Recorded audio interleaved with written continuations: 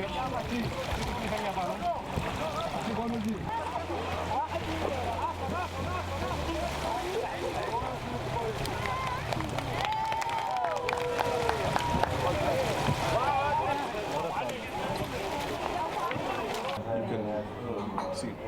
you might want to tweak it, but if he does anything really substantive, I want to see it.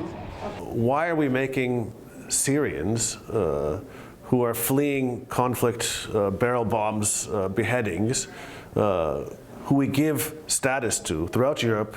There's close to a 99% recognition rate of the protection needs for Syrians. But we force them to pay smugglers, to take dangerous routes, land routes, sea routes, to reach Europe.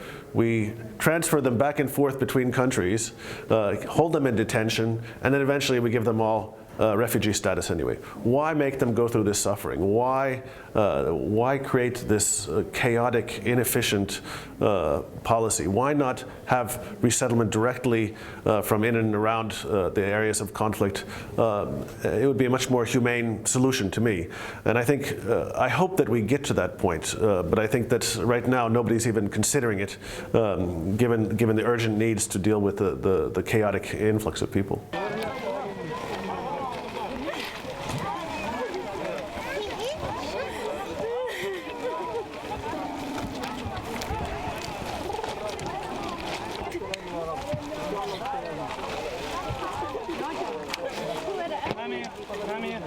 With regard to quotas for relocation, I was not initially a big enthusiast of this idea, but I have come around to it because voluntary solidarity has not worked. There have not been any volunteers, and the existing system of Dublin returns puts unsustainable pressures on frontline countries, which were initially Greece and Italy, but now we see it's also Hungary and Slovenia.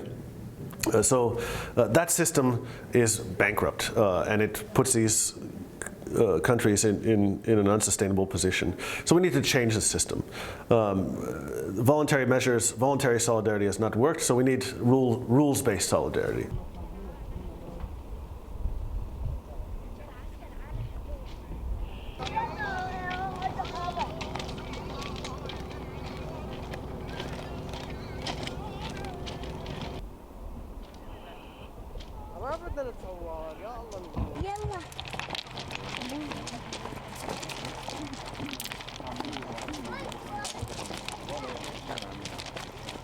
It's still unclear the background, the route that the Paris attackers took, but that still does not mean that there's any intrinsic link between migration and terrorism. I think this is a false parallel, a false association, and it actually risks reinforcing prejudice against migrants by linking them with imagined security threats.